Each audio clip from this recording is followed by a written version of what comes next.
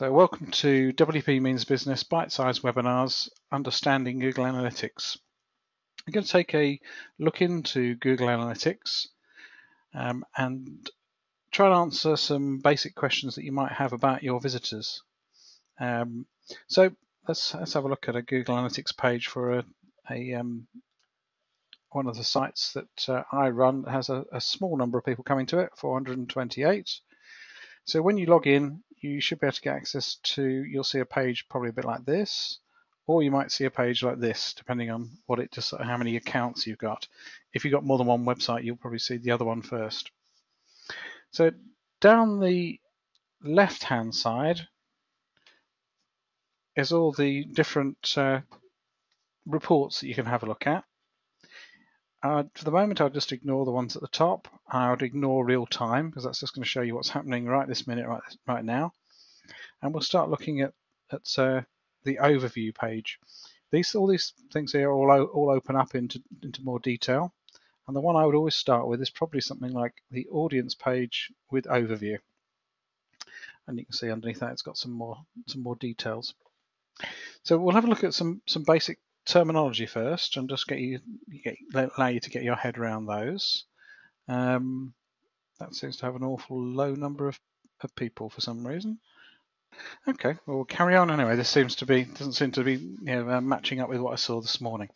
Okay, so the audience overview, the first thing you need to have a look at is obviously the number of visits. That tells you how many times people have visited a particular site. The difference between that and the unique visitors that appears below is that if somebody visits the site more than once, they're only counted as one unique visitor, but there'll be 2 visits. Underneath that, you then have page views. So that's the number of pages that people from those visits, how many pages they've actually seen. And it's obviously averaging that out to say they've seen just over 2 pages. You've got a rough idea in terms of how long people have been on the site on average. And then you've got a lovely little one here called bounce rate. This is the percentage of people who have come to your site and only seen 1 page and then disappeared again. So typically you get a number something like 40 to 60%. The other little graph here, which is really what caught my eye a minute ago when it didn't look right, will show you it will show you the balance. In fact, I can see what it is. It's because some reason we've got returning visitors. That's what I was expecting to see. So you can see now we've got a lot more visitors. We've also got a breakdown here between new visitors and returning visitors. So a returning visitor is somebody that within the time period that you picked up here, so you can pick the range of time, and within that time period, a returning visitor is somebody who's obviously been more than once. So that gives you an idea that there's a lot of people coming to this site that have never been there before. Now, the other thing about these overview pages that you always get is there's almost always a little bit linked down the bottom here. If I can get it, there, saying view full report. That will often take you to something that has a lot more detail in, and it makes it easier to find things, as you'll see in a minute when we get to the other pages. So that's the key information that you'll see on all the different pages. So that gives you an answer to the question of how many people are seeing your site, and how many of those are new, and how many are unique. It also answers the question of when are people coming to your site, so you can see each of the individual days as I scroll across and how many people came. If you want to, you can break it down hourly. If you had loads of data, you can break it down weekly or monthly. So the next question is, how interested are the people in what you've got to say? That's found by going audience and then behavior, and then you have some other interesting things going on. So that's going to give you, we just looked at new and returning, so that's the new visitors against returning visitors. Not a terribly useful graph. I'm going to skip over that one. Frequency and recency, so that's the number of visits that people have had and how many people. So how many people have 420 have seen this site once, 23 have come back a second time, and there's dribbles and drabs that have come through the other times afterwards. Engagements, that's how long typically they've been on your site as a whole. So you can see again that it peters off, and it's also going to give you some idea of page views as well. There's a little tab at the top you can pick on saying page depth, and that just shows you how many pages in the site people have looked at. So again, that just gives you a bit of an idea of how interested people were. The other question is, where do people come from? That's what the traffic sources is about. So again, I'll just pick overview, that'll get you started. So firstly, you have a little breakdown here, which is the breakdown of people who come from search engines versus referral traffic is people who've come from other websites, and then direct traffic is people who've typed it in or that haven't really been tracked properly. It may well be that it isn't actually recorded properly for various reasons, notably sort of privacy issues. It's all in this little summary. It's also giving you some ideas of the top keywords that they've come to from search engines. And you can see this is a wedding website. Where it says not provided, that means that somebody is logged into Google, and when you're logged into Google, they don't pass the information on anymore. They used to, but they don't anymore. So you're gradually getting less and less information, which really is probably just to encourage you to advertise and use their other services that are paid. If you want to see more details on the keywords, that's where one of these view free reports options comes from. So that's given us a little bit of an overview. So most of this traffic is coming directly from search engines, but let's find out a little bit more about that. So if you click on sources, you can then look at more detail of, say, search engines. There's an overview one. That hasn't really helped. Search engines. Okay, so you have two categories under there. You have organic, which is where you're doing, it's happening organically, it's happening free of charge, and you have paid if you're advertising. You should then be able to look under source here. So we've got this primary dimension. So it'll tell you the balance of where these different search engines of where it's come from. So you have to hunt for that one a little bit. It's under search and then organic if you want to find out where they've come from. You should be able to do it from here on the overview as well. There we are. So that will give you an overview, and that's wrapping up both the paid and the free traffic that you might have coming to your site. So the other thing we had was referrals. So I've looked under, so it's traffic sources, and then referrals.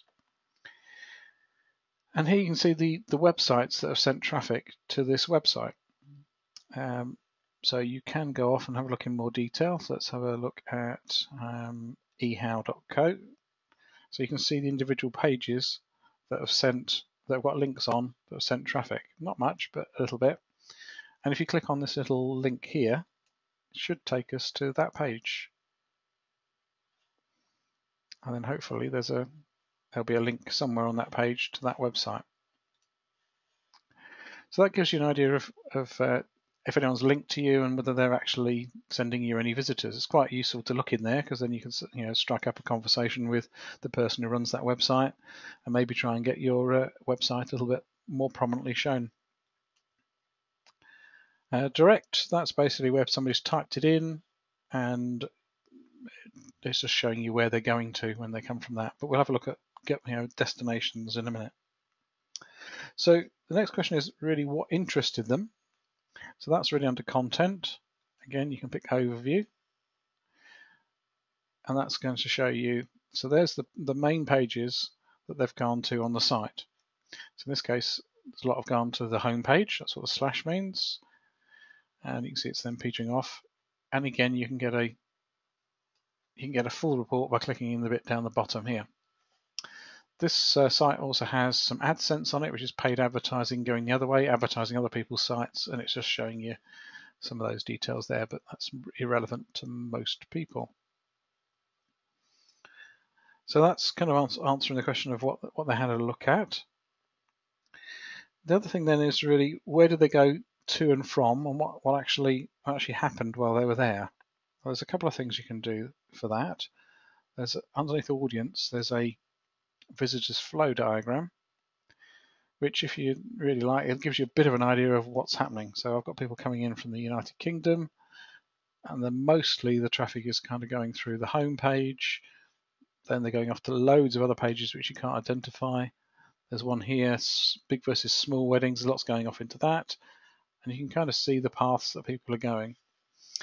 That sort of okay as it goes, but there's probably some more useful ones which are under here. So it's under content, then site content, then you've got landing pages. So this is the page that somebody has come into your site from, their entrance page. Unfortunately, the term landing page is used for other things as well. But in this case, it's the entry page. So you can see they're mostly coming into the home page, but are coming into other pages. And you can have a look over here, and you can say, well, let's have a little look at that page. And you can say, well, in terms of bounce rate, that's the number of people who are disappearing straight away. So in this case, this page here, this summer weddings page, they're disappearing for some reason, a lot more than, say, this page down here, 9 ideas, where they aren't, there's half of them are going on having a look at other things. So you can get a bit of an idea of whether a page could do with improving. The other side to it is if you have a look at exit pages, you'll see this is where the page was the last page that they see. So again, you might want to do something on that page to keep people there for a bit longer. So again, you can get an idea of how many people actually exited on that page. So in this case, there's some pages that have got 100% exit rate. So again, it might be worth doing something with them, particularly if they have a lot of exits. So that's given you a bit of a quick tour around some of the things you can do. There's an awful lot you can do on this with Google Analytics, and that will really only scratch the surface. If you're selling things or you've got a sign-up page, you can set things that are called goals, and you can then track the number of people who have actually gone through a series of steps to get to that goal. So it might be your page with your form on, or it might be then the next bit, then it would be the page that actually has your thank you page. You can track how many people went from one to the other, where they came from. So I hope that's given you an idea of the power of Google Analytics and given you a bit of a first start into having a good look at what's going on in your website. I look forward to seeing you on another webinar.